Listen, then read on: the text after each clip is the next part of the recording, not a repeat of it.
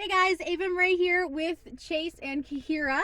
We are out shopping today because we are adding some new species to the family and I need to get some supplies.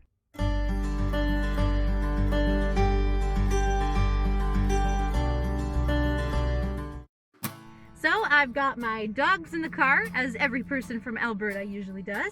I've got my mask for the store, I've got my supply list, and I've got a reusable bag.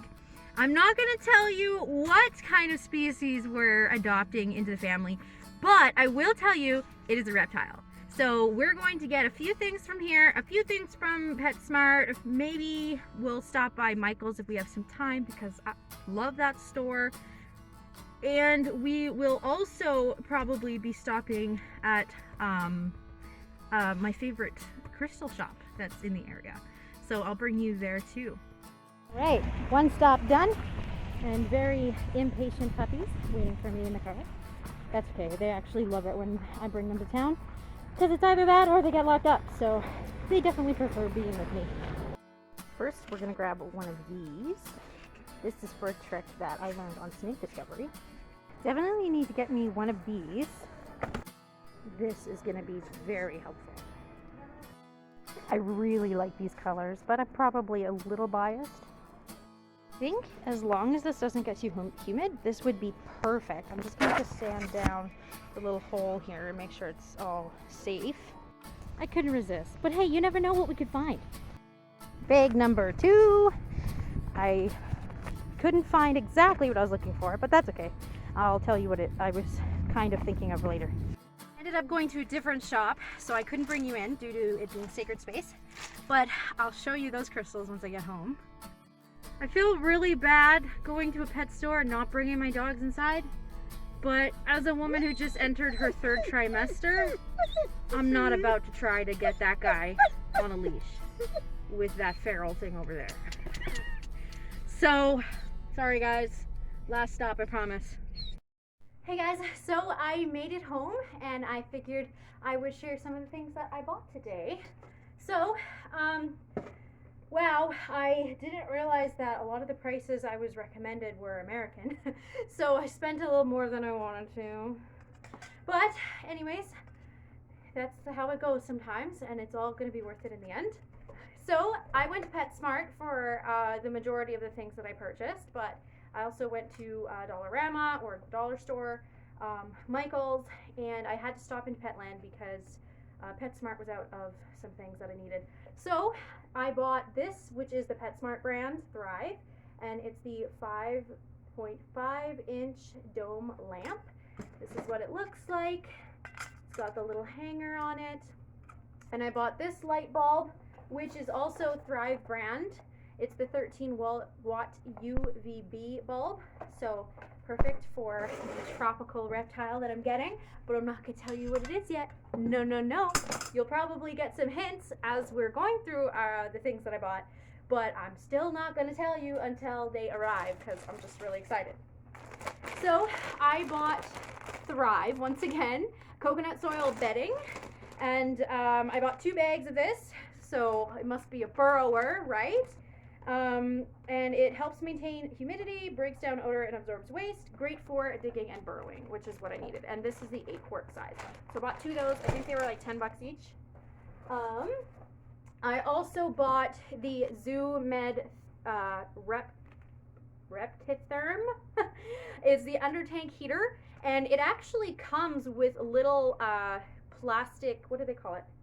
Yeah, adhesive side sticks, which go under the terrarium to lift it up, and then you can put this underneath so it's safe and it's not going to burn any of the tables or anything that you're using for your aquarium.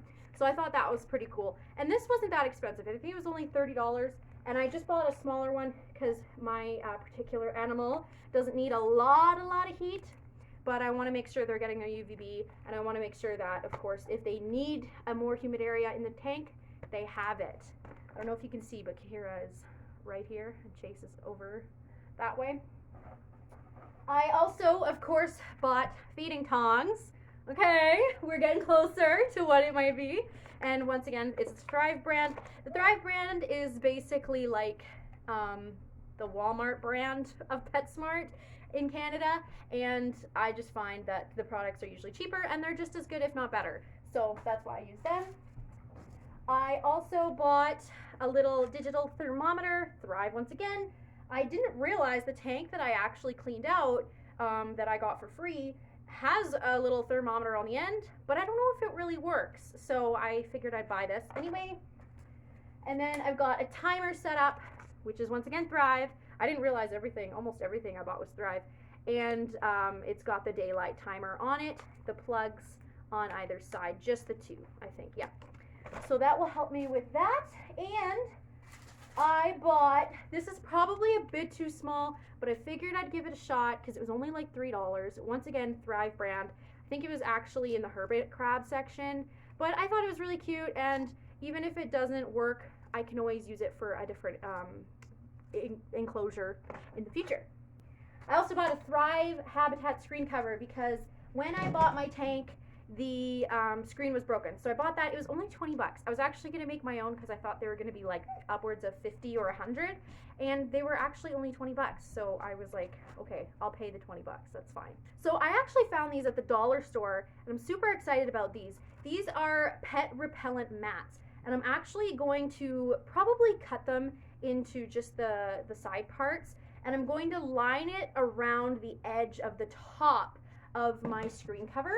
So the pokies are facing upwards just on the sides because I have a cat and I do not want my cat getting after these animals. So yeah, that's an issue. And also I watched this YouTuber called Snake Discovery, or Emily Roberts, and she has a really good video on humidity boxes and how they can really help your animal when it's in shed. So I bought some of these and I'll show you guys how I make them, but I'm going to link her video as well because it's very informative and I really like the education that she brings to her channel. I bought this as a hide at the dollar store. It's actually a little birdhouse, but I figured I could probably just turn it sideways, right? I'm gonna probably take this hinge off. I don't think I need it. But I kind of realized after the fact, when I had left and went to a different store, that this is wood, and if it happens to get wet or if the animal's musk on it, it might stain and might not be any good anymore. But I mean, I only paid $3 for it, and I'm thinking of painting it up, and it's got like quite a lot of room on the inside. My animal's gonna be able to get through there, no problem. So I'm gonna try it anyways, and I'm gonna sand it down, of course, to make sure there's nothing sticking out. And I think I might paint it and have some fun with it. And then if that just doesn't work out, then I'll just get rid of it because it was only $3. I also found some really cool glow-in-the-dark rocks. So I'm gonna try that and see how it goes. Of course, I went and bought a surge protector because my animals are definitely going to need this. I do not want any circuit breaking stuff happening, circuit surges, because these animals need to stay warm and protected and not electrified or anything in that kind of way. I also bought these really pretty leaves at the dollar store. They're actually really shiny, so they actually kind of look more realistic compared to a lot of the other plastic plants. And yes, they're amber colored. Okay, and I've got 2 more bags yet of stuff that I bought. So I bought sphagnum moss. I think I'm saying that right.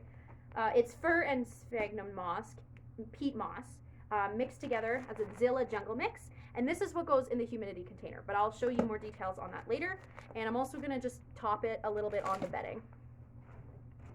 I also bought a piece of cork bark, so I'm gonna have some fun setting that up.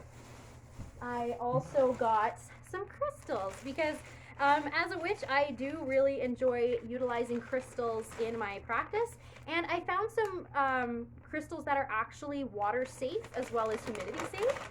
So I figured I would give them a try and put them in the enclosure because I've heard other breeders do this and other hobbyists do this, and apparently it's very, very helpful for the animal. So this one is amethyst. Sorry, I'm burping. I also got emetrine. It's like a very goldy purpley kind of stone. I got another amethyst. And I got some rose quartz as well as black tourmaline. Now the black tourmaline I'm a little worried about. It might get a bit powdery over time, but apparently it's a very good grounding stone. So I'm gonna give it a shot. And if it doesn't work, then it doesn't work. I also bought some other witchy things for me because, yeah. I was also very lucky to find someone on a local reptarium page or a reptile fan page thing, and they were selling their old waterfall teacher and their old food dish for super cheap. So I would recommend, if you can do anything in regards to saving some cash, because this stuff can get pretty expensive, definitely check out your Facebook Marketplace or other marketplace websites. So she gave me this Exoterra food dish for $5, which is pretty good. I mean, that would have been probably at least 10, I would say, maybe if not more. It's pretty sturdy. And I think it was advertised as a water dish, but I'm using it for food. I probably won't always leave food in the enclosure, but just in case, or in case there's some greens or something that the animal likes, I can leave this in there. And this is what the water fountain looks like. I'm gonna have to probably give it a good rinse, but it's pretty cool. And she sold this to me for only $25, which I found was pretty good price. And this is what it kind of looks like set up. I'm using this as a water dish, so I'm going to probably be pushing this lower into the substrate. So it's about maybe this high. That way the animals can have a chance to get at it. But I'm really excited about this. I only got it for 25 bucks, and it comes with all the parts that I need. So I'm gonna probably have to hide some of the hosing and stuff with the plants that I bought, but I'm really excited to see how this works in the enclosure. I also bought this at Michael's because there was a specific flower I wanted and I wasn't able to find it, but I did find these. So I figured pairing these together will look pretty good, especially on different parts of the cage. While I was at Michael's, they also have a whole terrarium setup area, and they actually offer crystals, which is super cool. But I bought this one. It's actually a piece of granite, and I just thought it was a really nice rough rock that will help with shedding. So I grabbed this. It was actually pretty cheap. I think, yeah, it was only $4. So I was pretty happy that I got that price. So anyways, now that I have showed you everything I got, why don't we put the enclosure together?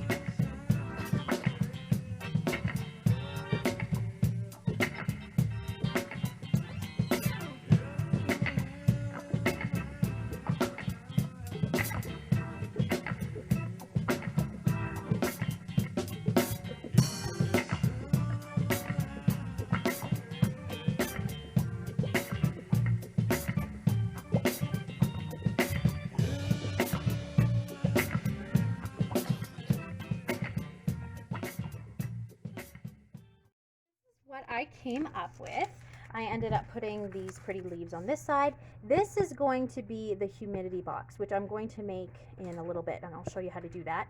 I actually ended up taking this part off the front hatch, and I sanded everything down.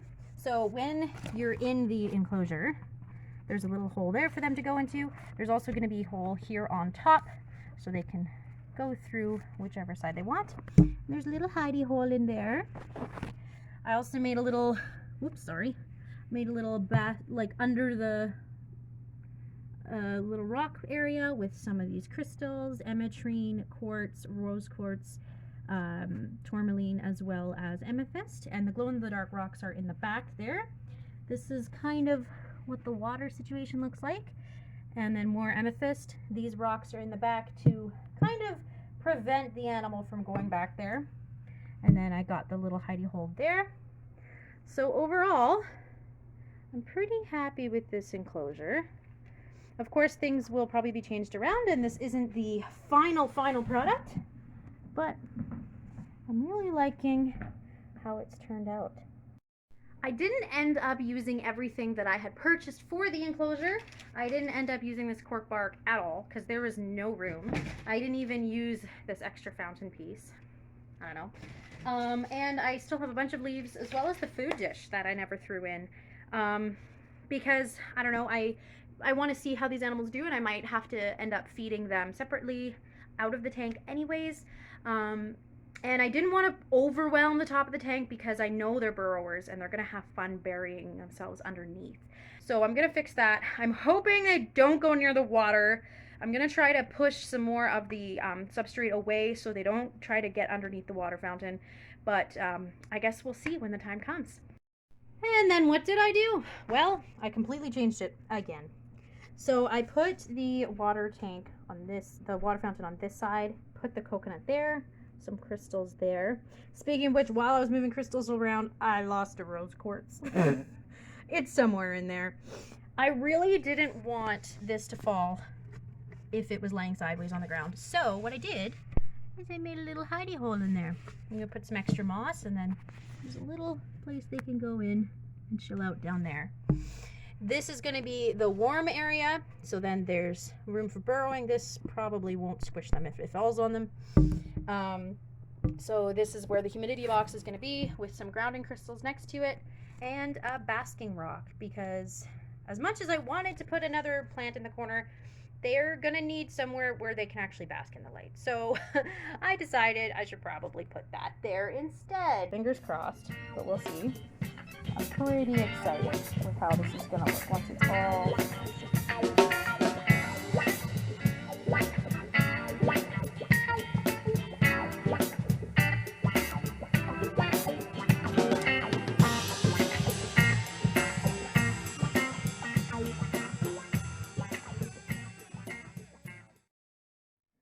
Okay, so I'm going to show you how to use a soldering iron.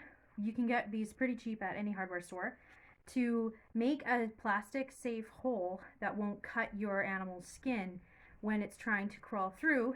And I'm going to show you how to set up the humidity box. So like I said, I have a fairly cheap soldering iron. It's not that expensive. I think I paid like 10 bucks for it. And it even has some lights on it, which helps me with guiding. I'm planning on having the hole on this side of the plastic lid because I don't want to encourage this animal to scratch themselves on this. If this becomes an issue, I'll probably end up just soldering it off. But I'm going to have it on this side, and I always put the hole on the top of the plastic container lid because Emily from Snake Discovery mentions that if you have the lid like so and have the hole on top of the lid rather than on the side, you don't get as much bedding in there that you might not want otherwise in the humidity box, and it's easier for them to slide around, not make a mess of everything. So I'm going to go ahead and make this hole. So I'm trying to get myself some more length here on my thing, but because it's plastic, you just go right ahead and start going in. It probably is going to smell bad, but I have the window open.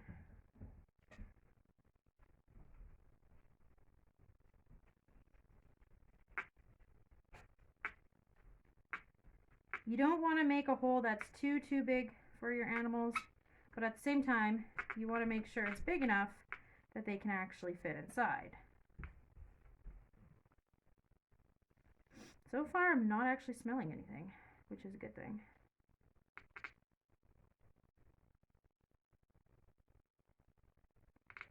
That should be big enough for the particular animal that I'm getting, even when they get to full size. And now I'm just checking it over, making sure there's no hanging pieces of plastic. It looks like it's pretty good. I'm just kind of smoothing it over with the wand to ensure that nothing is sticking out that could be sharp.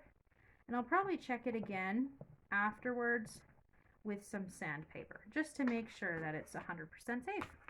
So in the end, it actually wasn't quite smelly compared to when I'm using the soldering iron normally for my jewelry. So I'm pretty happy about that. And it's already pretty good to the touch, but depending on the soldering iron and your quality and your heat, you might not want to, touch it right away. This does have a little bit of a poke here though, so I'm going to go ahead and sand that down. I'll do that later. And to set up the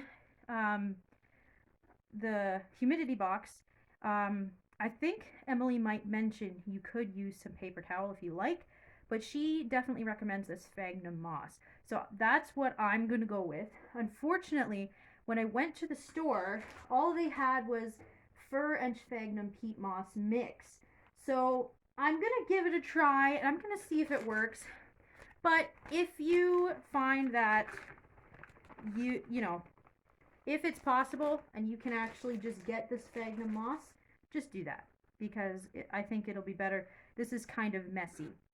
And what you do is you actually soak it down with a little bit of water, and just so that when you squeeze it, it's not going to leak out water. That's what's going to maintain the humidity. And then you keep this at the warmest side of your enclosure. That way the temperature can help it maintain humidity a bit more. And this is used, by the way, if you're not sure what a humidity box is used for, it is just an extra spot if your snake or your creature or your lizard feels like it's having a bit of a drier day, or it just feels like it's a little dehydrated, or just wants some more water, or maybe it just likes the water in its skin more, especially for certain lizards or reptiles. They're going to really want that hydration. So this is a place where they can go and get like a nice sauna. It's kind of like a sauna for a reptile. And this is very good for them when they're shedding. You'll find they naturally go into a more humid area when they're shedding, and it's better for them. It helps the shed come off a lot easier, and then you don't have to soak them as often. I still recommend probably soaking them if they're still having some issues, but this will help them in the long run when it comes to shedding. And sometimes, I think actually Emily uses this as bedding and a whole setup when she is waiting on a snake to give her eggs. So this is like a nesting box as well. So once again, I'm going to just quickly, I don't know if you can see it in the image, but there is a bit of a little nick there. I'm going to go ahead and sand that down. But otherwise, once you put the water in with the sphagnum moss, I'm not going to do this kind.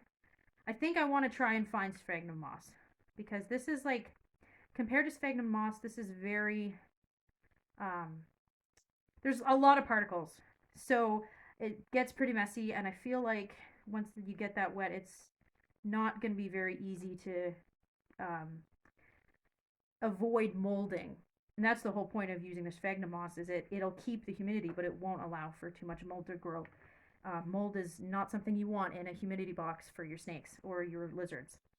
So I'm not going to wet this right now. I'm going to try to get some sphagnum moss, but I just wanted to show you a good amount that you would probably want to put in your enclosure, just enough to make it comfy and comfortable for them.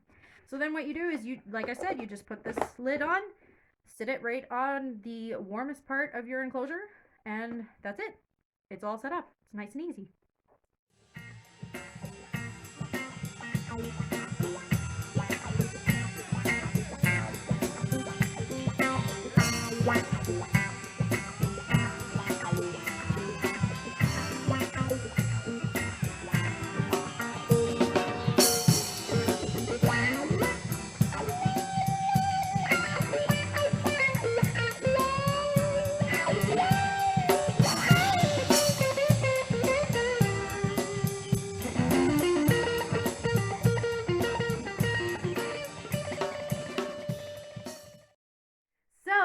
That's the end of day 2 on making this enclosure. I'm so excited for the animal that's coming.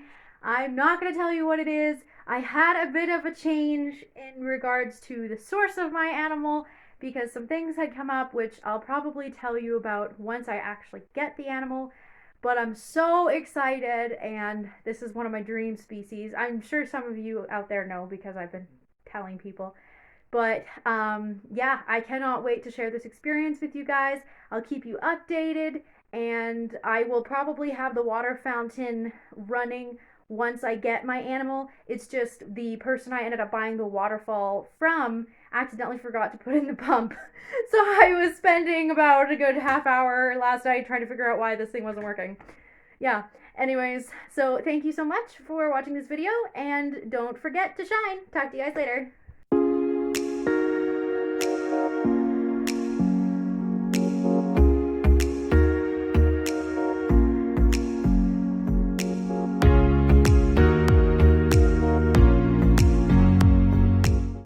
I also bought these pretty little leaves. They're very... Thanks, Tut.